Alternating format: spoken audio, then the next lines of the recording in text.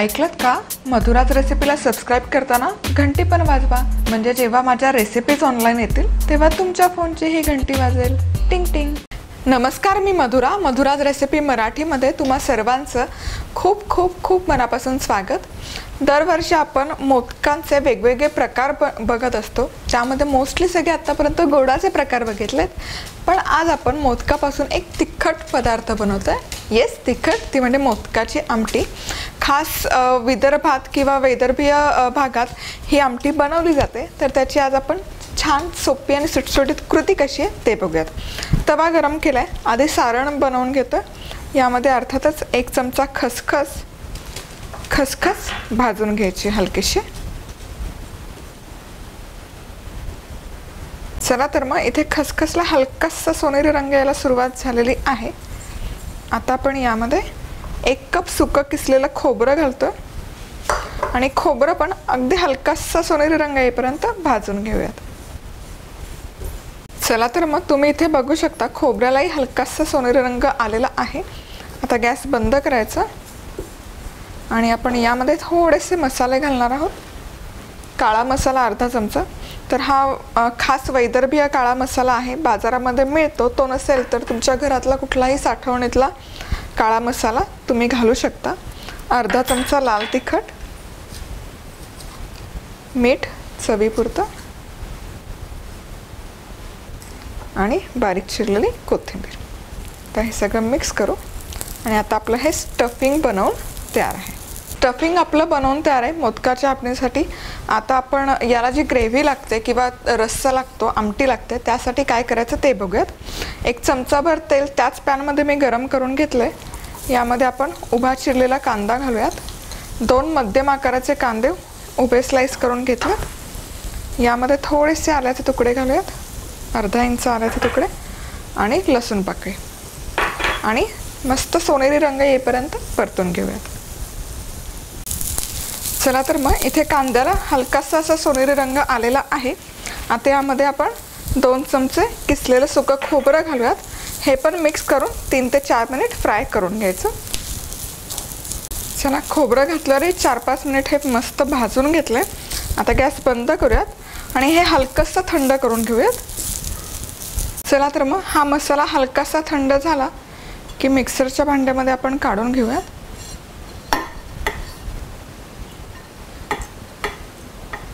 कोथिंबीर घालायची आणि कमीत कमी पाणी घालून याचं वाटण करून घ्यायचं. इथे मसाल्याचं वाटण पण बनवून तयार आहे. स्टफिंग तयार आहे, वाटण तयार आहे. आता आपण हे मोदकासाठी जे कोटिंग बनवायचं त्याची तयारी करूयात. तर इथे 1 कप मी बेसन घेतलं आहे. यामध्ये आपण अर्धा कप गव्हाचं पीठ, मीठ आणि पाव चमचा हळद मिक्स करायचं. हवं तर 1 चमचाभर तेल तुम्ही यामध्ये घालू शकता आणि यामध्ये थोडं थोडं पाणी घालून याचा घट्टसर असा गोळा करून घ्यायचा.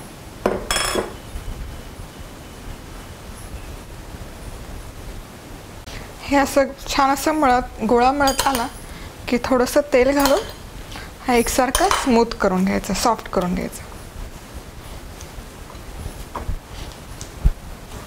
छान असं एकसारखं करून घेतलं की फक्त 5 ते 10 मिनिट बाजूला ठेवूयात. हे 10 मिनिट हे व्यवस्थित रेस्ट केलं की आता आपण याचे मोदक बनवायला घेऊया. पुन्हा एकदा हे डो किंवा गोळा आपण स्मूथ करून घेऊया.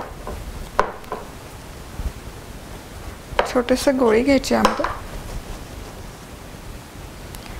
डाळीचं पीठ आहे त्यामुळे थोडंसं लाटायला त्रास होऊ शकतो.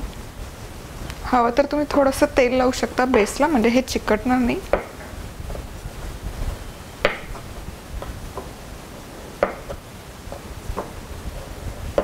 पुरी लाटतो त्याच पद्धतीने लाटून घ्यायचं.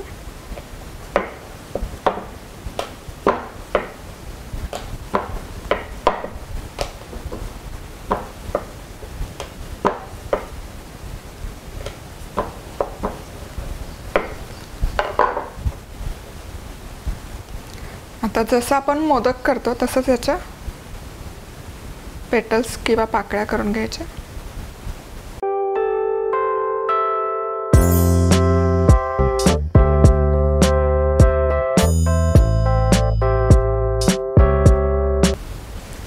हे जे सारण आपण आधी बनवून घेतलं आहे, हे सारण याच्या मधोमध स्टफ करायचं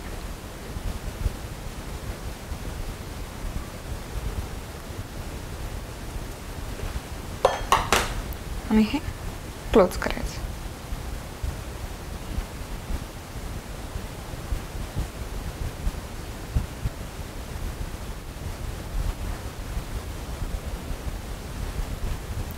परफेक्ट.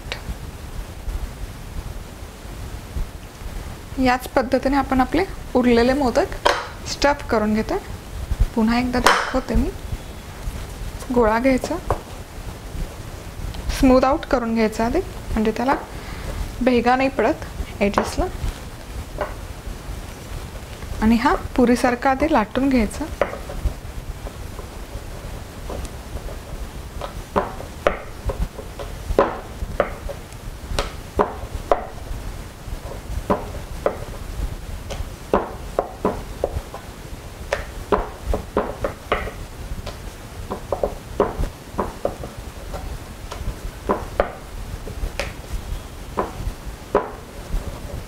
छान असं लाटून झालं.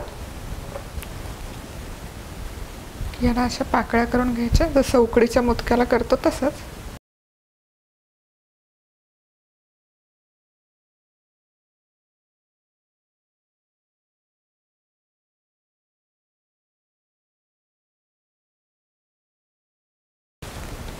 सारण भरूयात यामध्ये.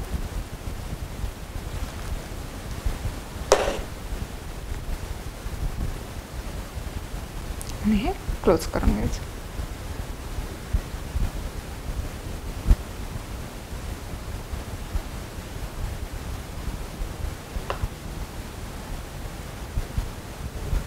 परफेक्ट. आणि याच पद्धतीने मी उरलेले सगळे मोदक बनवून घेते. चला तर मग इथे काही मोदक मी स्टफ करून घेतलेत, छान दिसत आहेत. आता कढईमध्ये तेलही गरम केलंय. मसाला आपला वाटण तयार आहे. हे वाटण तेलामध्ये सोडायचं आणि एक 2 ते 3 मिनिट आधी आपण हे परतून घेऊयात.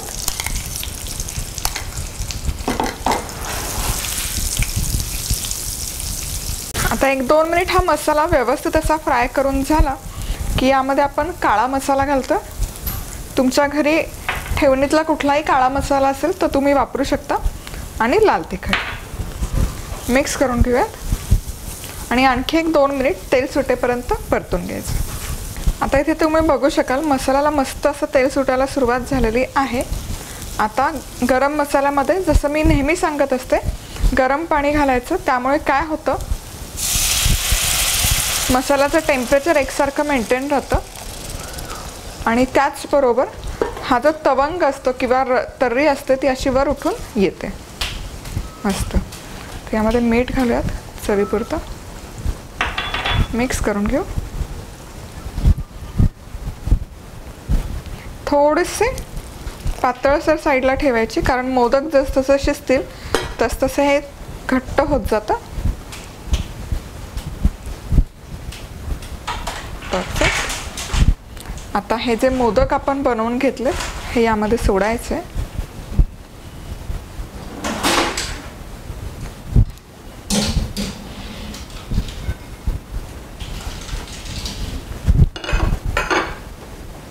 जबरदस्त, खूप छान दिसतंय.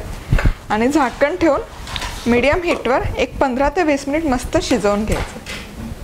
चला तर मग इथे ही मोदकाची आमटी मीडियम हीटवर मी बरोबर 15 ते 20 मिनिट मस्त शिजवून घेतली. तर चेक करूयात. वाव, परफेक्ट अशी शिजली आहे. हे मोदक तुम्ही बघू शकाल छान फुललेत, हलके झालेत, रंग खूप छान आलाय, टेक्स्चर सुरेख आलंय ग्रेव्हीचं. मेन म्हणजे मोदक हे व्यवस्थित शिजले पाहिजे, कच्चेपणा त्याचा गेला पाहिजे. परफेक्ट. हे असे फुलून वर येतात छान शिजले की. आहा, जबरदस्त. याचा फ्लेवरही अप्रतिम आहे. तर कशी खायची ही? पोळी, भाकरी, भात याबरोबर खूप छान लागते. भाकरी चुरून तर अफलातून लागते. सबस्क्राईब केलं नसेल तर जरूर सबस्क्राईब करा. तर आज वेळात वेळ काढून तुम्ही ही रेसिपी पाहिल्याबद्दल तुम्हा सर्वांचे खूप खूप खूप मनापासून धन्यवाद. पुन्हा भेटूयात अशाच एका छानशा रेसिपी बरोबर. तोपर्यंत मस्त राहा, खुश राहा, आनंदी राहा आणि सगळ्यात महत्त्वाचं खात राहा.